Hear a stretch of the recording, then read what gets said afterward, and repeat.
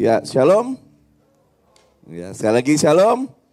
Ya, puji Tuhan, suaranya lebih keras ya. Nah, saudara, hari ini saya akan share tentang kebenaran firman Tuhan masih dengan tema antusias, saudara. Jadi selama 2 bulan ini, saudara, dikotbahi dengan segala macam bentuk antusias ya. Jadi saudara jangan bosan dulu, karena saya percaya begini, bahwa apa yang menjadi kerinduan kita itu adalah bahwa setiap dari kita pribadi, lepas pribadi di tempat ini boleh sungguh-sungguh menjadi pribadi yang benar-benar antusias. Nah, tetapi saudara, saya menyadari waktu saya lagi persiapkan khotbah di pagi siang hari ini, sudah saya menyadari bahwa ternyata enggak semuanya, saudara ya. Dan kalau saya boleh tanya, saudara, berapa banyak yang masih antusias sampai sekarang? Wah, ya, kelihatan antusias tuh kelihatan nih, saudara, bukan tangannya begini pelan-pelan ya, tapi langsung begini, saudara, antusias itu. Ya, kenapa begitu? Karena ada hal-hal yang tanpa kita sadari, saudara, itu yang membuat kita menjadi tidak antusias. Makanya hari ini saya akan share kebenaran firman Tuhan tentang penghambat antusias, yaitu tawar hati. Nah, saudara, mudah-mudahan saudara nggak bosan-bosan. Saudara-saudara pasti mungkin dalam mimpi saudara ngigaunya udah enteos terus. Ya, karena setiap minggu dibilangin antusias itu enteos, tapi saya mengingatkan kembali karena ini hal yang penting, saudara, bahwa antusias itu berasal dari kata en atau di dalam, dan theos artinya Allah, yang berarti di dalam Allah atau dipenuhi Tuhan atau dipenuhi Allah. Dan antusias itu muncul dari Roh Kudus yang menyala di dalam diri kita. Ya, ini hal yang penting, saudara, bahwa antusias itu lahirnya dari persekutuan kita, dari Roh Kudus yang ada di dalam diri kita. Ya. Dan itu akan melahirkan, ya kalau kita dengar khotbahnya sepanjang 2 bulan ini, itu akan melahirkan antusias yang bukan hanya sekedar cuma sehari 2 hari, tapi terus mengalami antusias di dalam kehidupan kita. Tapi pertanyaannya adalah, ada juga banyak di antara kita bahwa kita nggak mengalami antusias itu di dalam diri kita, saudara. Kenapa nggak antusias ya? Kenapa kita nggak bisa berkobar-kobar setiap hari ya di dalam menjalani kehidupan ini? Ternyata ada sebuah yang saya katakan penyakit yang bernama tawar hati. Nah, ini penyakit tawar hati ini karena di ibadah 3 banyak keluarga, saudara. Tawar hati ini nanti saya akan hubungkan bukan hanya soal hubungan dengan Tuhan saja, saudara. Ya. Di dalam pasangan, di dalam hubungan berpasangan suami istri, itu ternyata ini juga salah satu penyakit yang berbahaya, ya, yang kita nggak sadari. Ya. Kadang-kadang kita nggak sadari bahwa kita mengalami hal ini, saudara. Nah, apa itu tawar hati? Ya. Tawar hati ini begini, saudara. Tawar hati adalah suatu kondisi di mana seseorang kehilangan antusias, harapan, atau keberanian dikarenakan adanya kekecewaan di dalam hatinya. Ya. Ini orang tawar hati itu adalah suatu kondisi di mana seseorang itu kehilangan antusias. Makanya jelas bahwa lawan dari kata antusias adalah tawar hati, saudara. Karena orang yang tawar hati udah mulai kehilangan antusias, udah kehilangan harapan, udah kehilangan keberanian. Karena ternyata ada satu hal penting, karena adanya kekecewaan di dalam hatinya. Orang yang tawar hati ini begini, saudara. Mungkin masih ada di gereja. Bahkan mungkin masih pelayanan, saudara. Tapi hatinya itu udah gak menyala-nyala seperti dulu. Ya.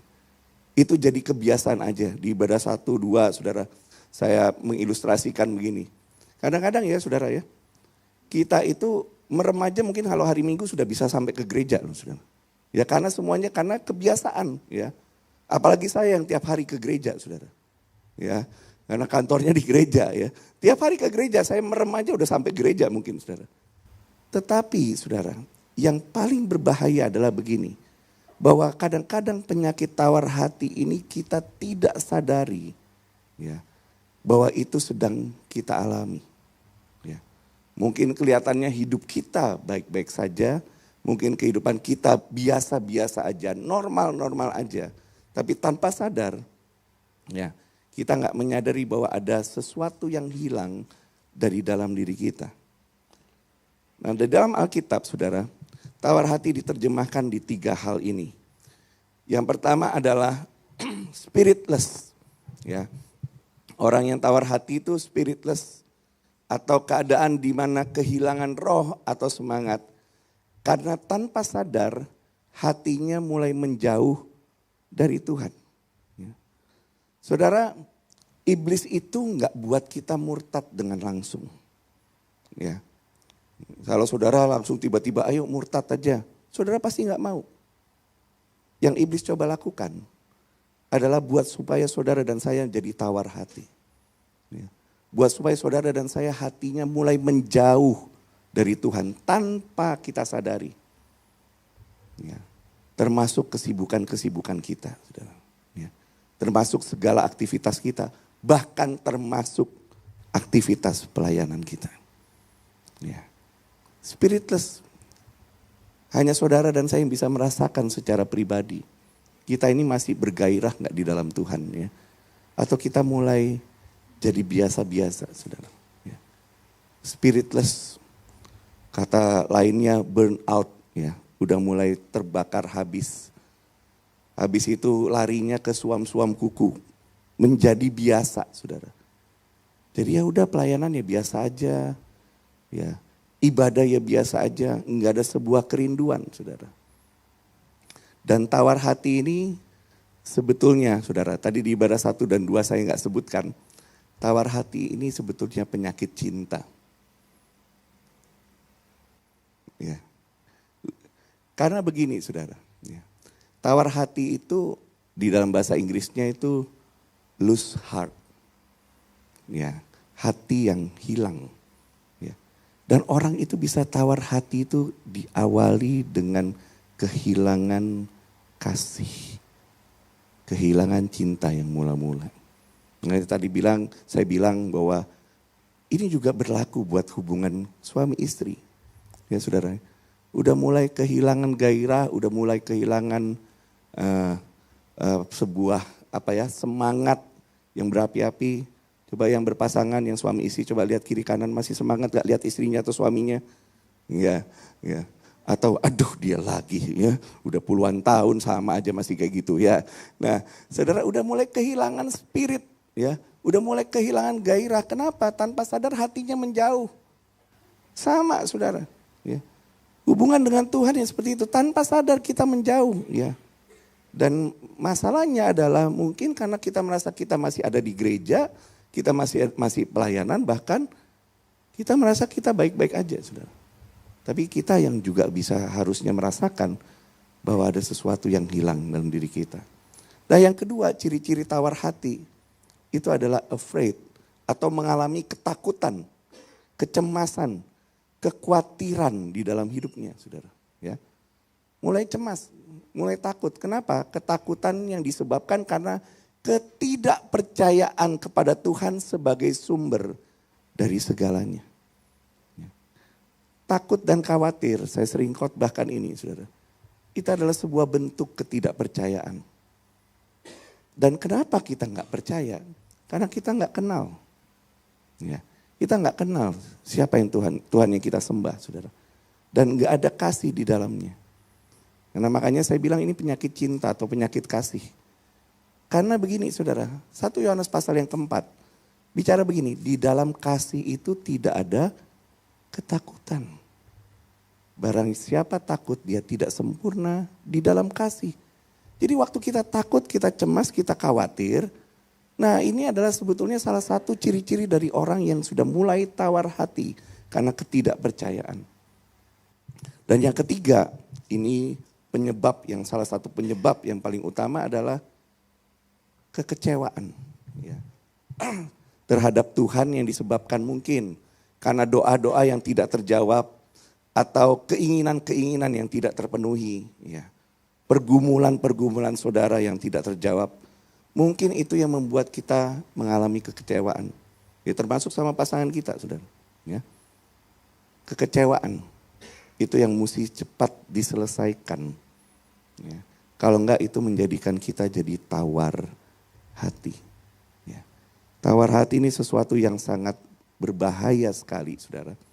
Ya, di dalam Amsal pasal yang ke-24, ayat yang ke-10 firman Tuhan berkata, jika engkau tawar hati pada masa kesesakan, kecillah kekuatanmu. Dan ada 3 hal ya, dampak dari orang yang mengalami tawar hati. Tadi Amsal 24 ayat 10 berkata, jika engkau tawar hati pada masa kesesakan, kecillah kekuatan. Ya. Ya, banyak orang seringkali berkata, Tuhan aku udah gak kuat lagi. Ya. Aku udah gak sanggup lagi. Kenapa? Ya itu orangnya udah mulai tawar hati, saudara. Pada waktu tawar hati, maka kecillah kekuatan. Yang kedua bahayanya adalah orang mulai kehilangan kepercayaan atau iman kepada Tuhan. Ya.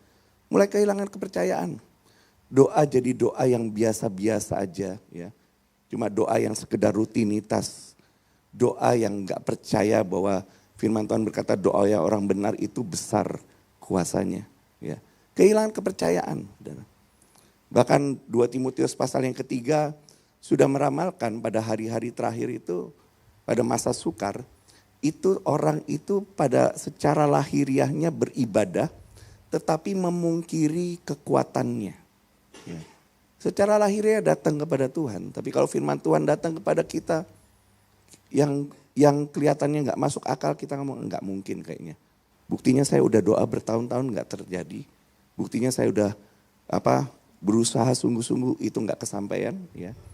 Dan yang terakhir yang sangat parah adalah kehilangan harapan, saudara. Ya. Salah satu pembunuh terbesar, saudara, atau bahkan dikatakan orang itu, bahkan kalau orang itu udah kehilangan harapan, sebetulnya orang itu udah dianggap mati, saudara. Ya, karena apa, saudara? Karena orang itu kalau nggak punya pengharapan lagi, ya dia sudah tidak punya apa-apa di dalam hidupnya. Nah, tawar hati itu dampaknya itu pada kehilangan pengharapan. Udah nggak mulai percaya lagi bahwa Tuhan itu sanggup melakukan sesuatu dalam hidupnya. Nah, makanya saudara, dari masalah ini saudara yang kita lihat tawar hati, bagaimana caranya ya kita bisa mengatasi tawar hati. Ya, saudara. Ya, kelihatan ya. Ya. Kelihatan. Tadi hitam-hitam semua, saya ganti putih, ternyata saya diprotes saudara ya. Terlalu putih ininya. Ya. Bagaimana kita mengatasi tawar hati ini, saudara? Ya. Karena ini hal yang penting, saya juga mengajak saudara juga untuk spiritual check up. Hari ini juga check up keadaan hati kita. Apakah kita mulai tanpa sadar menjauh dari Tuhan, udah mulai hidup dalam ketakutan, kecemasan, ya, mungkin kekecewaan yang kita coba tutup, ya, dengan segala macam cara, tetapi ternyata muncul. Ada 4 hal yang saya selidiki bagaimana kita bisa mengatasi tawar hati. Yang pertama, datang kepada Tuhan dan menantikan Dia. Ya. Ini hal yang kelihatannya simpel, saudara. Datang kepada Tuhan. Saudara, waktu saya menyiapkan materi ini, ya, ini sebetulnya juga salah satu based on true story, ya saudara ya. Saya ngalami apa yang namanya tawar hati. Saya ngalami sungguh-sungguh sampai, ya kayak tadi saudara, ya tiap hari ke gereja ya karena kantor saya di gereja. Ya mungkin pelayanan saudara. Tapi saya jujur kok, saya menyadari bahwa ada masa-masa di mana saya kehilangan gairah untuk melayani. Ya. Tanpa sadar itu menjauh jadi rutinitas aktivitas. Dan Tuhan ingatkan saya saudara untuk kembali datang. Untuk mengatasi tawar hati itu harus dimulai dari kesadaran bahwa saya ini udah mulai jauh. Ya. Menjauh, udah saya ini mulai, kata-kata yang lebih tepat adalah begini. Saya ini udah mulai gak mengasihi Tuhan lagi. Karena udah gak kepingin ketemu lagi. Udah males berbicara lagi. Ya. Udah males melakukan sesuatu yang berguna bagi Tuhan. Makanya saudara, hal yang pertama, datang pada Tuhan. Kasih tepuk kiri kanan sama suami, istri bilang sadar. Ya. Bilang sadar ya. Harus kembali bahwa kita mesti datang kepada Tuhan dan menantikan Dia. Kelihatannya klise, oh udah tahu Pak. Ya, harus datang kepada Tuhan mah ya memang udah jelas seperti itu. Saudara sudah dikotbahin 2 bulan ini bahwa antusias itu harus datang kepada Tuhan. Karena roh itu yang ada di dalam kita itu yang membuat kita antusias. Tetapi permasalahannya adalah, benar nggak kita sungguh-sungguh datang kepada Tuhan? Benar nggak kita benar-benar menantikan Dia? Karena itu akan terlihat dari buahnya. Itu akan terlihat dari hasilnya, saudara. Bukan hanya sekedar semangat ya. Jeffrey sempat khotbah antusias or excitement ya. Bukan hanya sekedar excitement yang kelihatan, saudara. Itu melihat saya excited atau enggak tuh nggak bisa kelihatan, saudara. Susah ya. Tak terselami, hanya istri saya yang ngerti ya, saudara ya. Ya. Tetapi saudara ya. Saya menyadari begini bahwa untuk kita bisa antusias di dalam Tuhan, kita nggak bisa pakai kekuatan yang kemarin. Ya. Kita nggak bisa pakai pengurapan yang kemarin. Kita butuh Tuhan itu setiap hari. Hari-hari ini saya lagi menyadari hal itu, saudara. Ya. Butuh untuk datang kepada Tuhan, untuk menantikan Tuhan. Lebih lagi dalam kehidupan kita. Kata menantikan itu berasal bagus sekali, saudara, artinya. Kata menantikan itu berasal dari kata kafah. Yang artinya seperti 2 benang yang dijalin menjadi satu, menjadi ikatan yang kuat. Itu adalah pribadi kita dengan Tuhan, saudara. Jadi dalam proses menantikan Tuhan itu ada 2 kekuatan yang disatukan. Ya. Tetapi ada arti yang kedua yang luar biasanya adalah begini. Orang yang menanti-nantikan Tuhan, firman Tuhan bilang mendapat kekuatan yang baru. Ya. Kenapa mendapat kekuatan yang baru? Karena arti kata menantikan yang kedua adalah to twist, artinya bertukar kekuatan. Artinya dalam proses menantikan kita sedang menukarkan kekuatan kita yang terbatas dengan kekuatan Tuhan yang tidak terbatas. Makanya begini saudara, orang yang ada di dalam hadirat Tuhan, ya, itu pasti dapat kekuatan yang baru. Ya. Makanya itu yang perlu kita cari, kita kejar hadiratnya di dalam kehidupan kita saudara. Karena gak mungkin kita bisa hidup tanpa hadiratnya. Tanpa kekuatan dari Tuhan. Itu yang pertama, saudara. Yang kedua, kembali kepada firman-Nya, saudara. Matius pasal yang keempat, ayat 4. Firman Tuhan berkata begini, bahwa manusia itu tidak hidup dari roti saja. Ya. Udah makan siang belum, saudara? Belum, ya. Tetapi dari sate, bubur, bukan ya, saudara ya. Ya. Tetapi dari setiap firman yang keluar dari mulut Allah. Waktu saya baca ayat itu, saudara, saya menyadari begini, bahwa ternyata begini, bahwa manusia itu gak bisa hidup tanpa firman.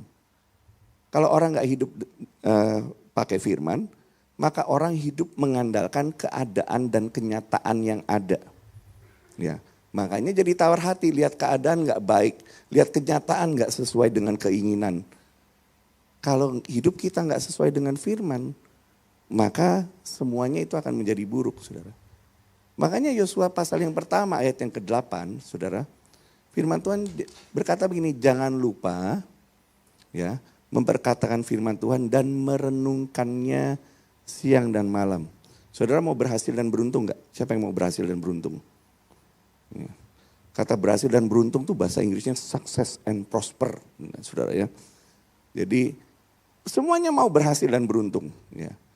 Tetapi nggak semuanya mau merenungkan firman Tuhan siang dan malam. Ya. Padahal itu kuncinya, saudara. Dan di Yosua pasal yang pertama ayat yang ke-9, saudara. Firman Tuhan bilang begini, bukankah telah kuperintahkan kepadamu, kuatkan dan teguhkanlah hatimu. Janganlah kecut dan tawar hati, sebab Tuhan Allahmu menyertai engkau kemanapun engkau pergi. Ya.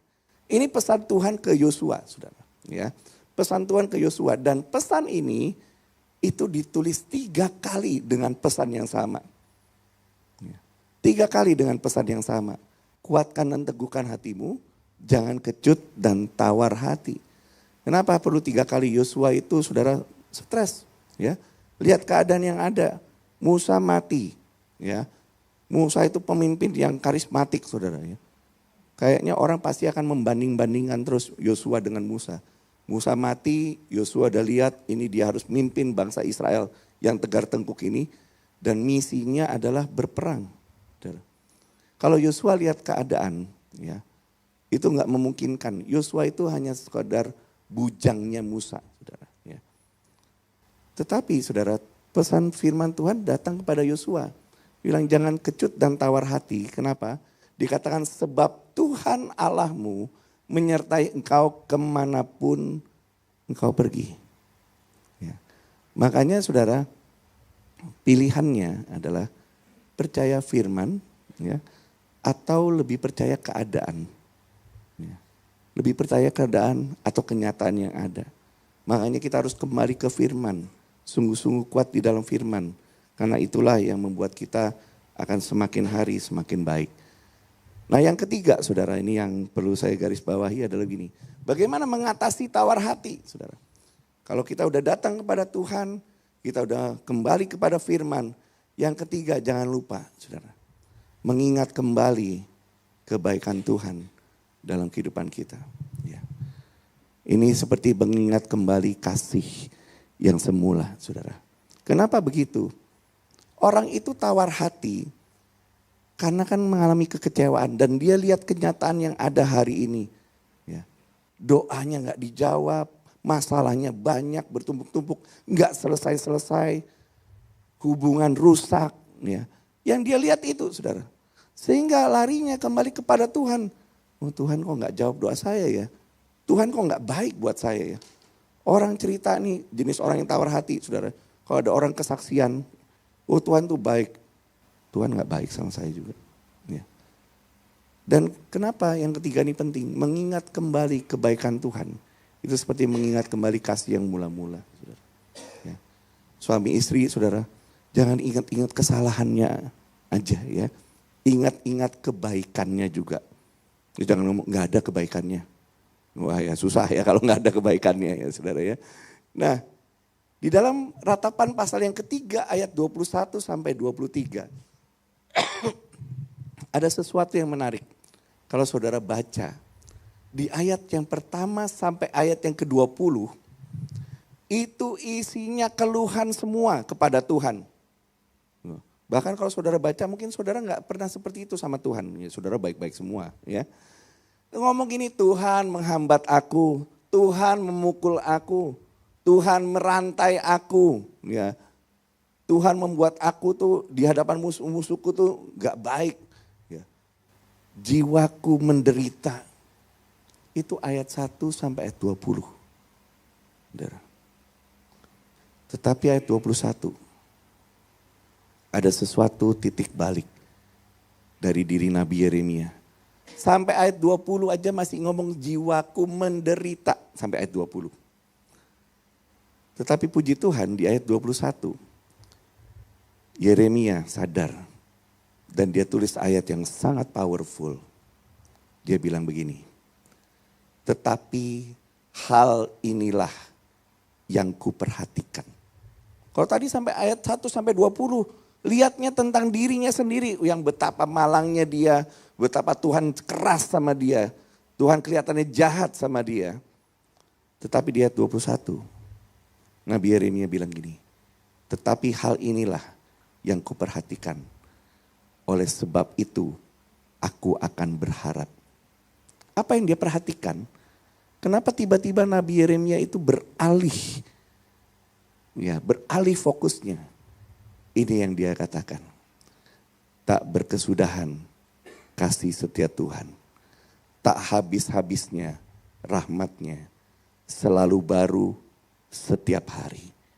Besar kesetiaanmu. Tiba-tiba dari 20 ayat yang mengeluh. Waktu dia mengalihkan pandangannya kepada Tuhan, dia ingat bahwa kasih setia Tuhan itu tidak pernah berkesudahan. Dan bahkan ini juga masih tahun baru Cina, makanya pada merah-merah semua. Saudara yang berkenan kasih ampau silakan, ya, bukannya ngasih ampau, ya.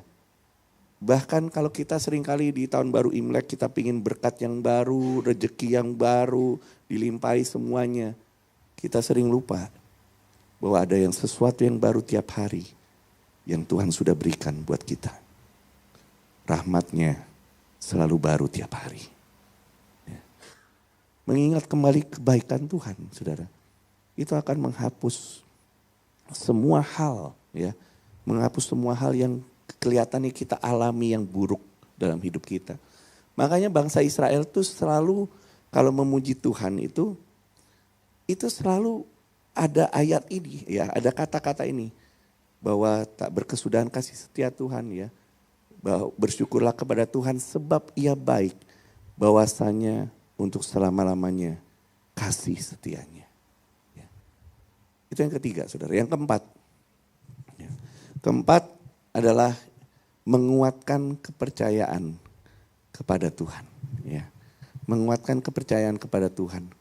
Saudara, selain namanya sama, ya, saya itu sangat kagum sama yang namanya Daud, saudara. Ya. Kenapa begitu, saudara? Karena menurut saya, secara pribadi, ya mungkin karena Daud nulis, ya, masalahnya apa aja, yang lain gak nulis kali, ya. Ya. Menurut saya dia itu orang yang paling berat hidupnya, saudara. Ya. Diancam kematian berkali-kali, ya. Sampai ada yang pura-pura gila, sampai bahkan dikejar anaknya sendiri. Terus di 1 Samuel pasal yang ke-30 ayat 6, saudara. Di ayat 1 sampai 5 itu menggambarkan Daud itu waktu itu pergi berperang. Ternyata sampai balik ke tempatnya, saudara, istri sama anak-anaknya mereka semua ditawan. Ya, ditawan oleh musuh. Dan bukan itu saja, akhirnya rakyatnya kehilangan kepercayaan dan mau lemparin Daud sampai mati. Saudara bayangin ya, saudara, ya. Saudara sudah berjuang untuk rakyatnya. Seperti Daud, ya. Daud mau mati-matian. Istri dan anaknya juga kena tawan, saudara. Tetapi dia juga jadi kehilangan kepercayaan juga dari rakyatnya. Pengen lempari Daud dengan batu. Tapi firman Tuhan berkata di ayat yang ke-6.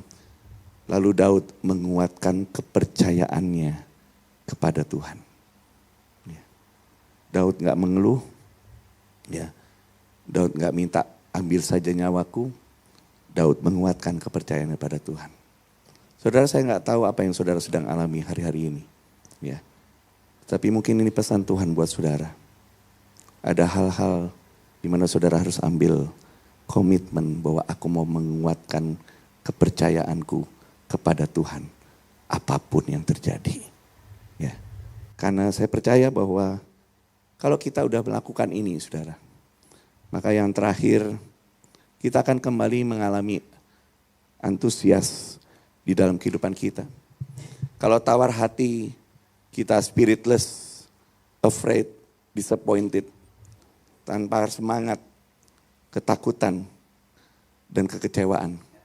Maka waktu kita mengalami kembali, berjumpa kembali dengan Tuhan, mengalami kasih-Nya kembali, maka yang terjadi adalah kita dipenuhi oleh Roh-Nya kembali, fill with the Spirit. Keadaan dipenuhi oleh Roh yang membangkitkan semangat yang menyala-nyala di dalam Tuhan. Ya. Hanya saudara dan saya yang bisa merasakan secara pribadi, kita ini dipenuhi Roh Kudus apa enggak, ya. Kita ini masih menyala-nyala apa enggak, saudara. Dan yang kedua, orang yang antusias itu akan courage atau berani, ya. Keberanian yang disebabkan karena percaya bahwa Tuhan menyertai. Tadi Yosua 1 ayat 9, firman Tuhan berkata begini kan, jangan terkejut dan tawar hati sebab Tuhan Allahmu akan menyertai kamu kemanapun kau pergi.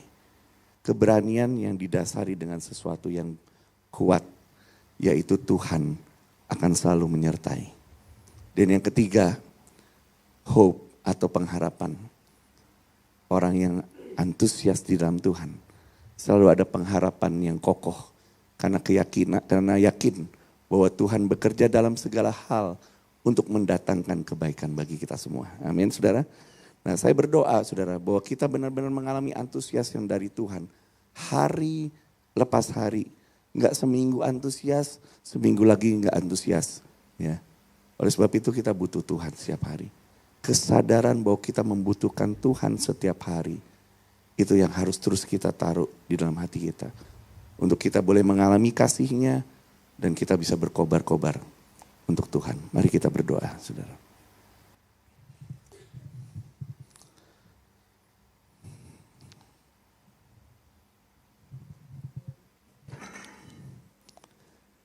Mari kita ambil waktu sebentar, saudara bisa tundukkan kepala.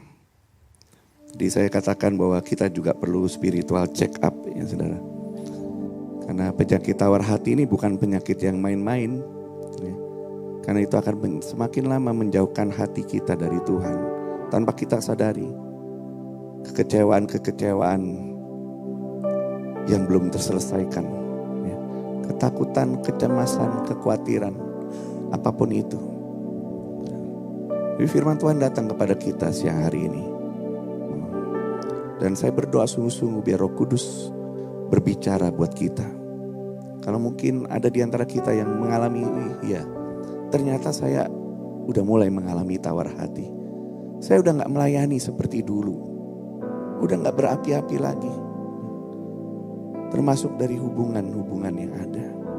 Ya. Saya mulai ketakutan, diliputi kekhawatiran. Ternyata ada kekecewaan yang belum terselesaikan. Tapi firman Tuhan datang kepada kita semua. Kuncinya kembali datang kepadanya. Datang kembali kepadanya. Dan bilang, Tuhan, aku membutuhkan Engkau lebih dari apapun. Kalau itu saudara, kiranya dengan segala kerendahan hati, bisakah saudara angkat tangan di tempat saya mau berdoa buat saudara? Ya, siapa lagi? Yes. Ya, Tuhan Kau melihat tangan-tangan yang terangkat. Kami terbuka di hadapan Tuhan.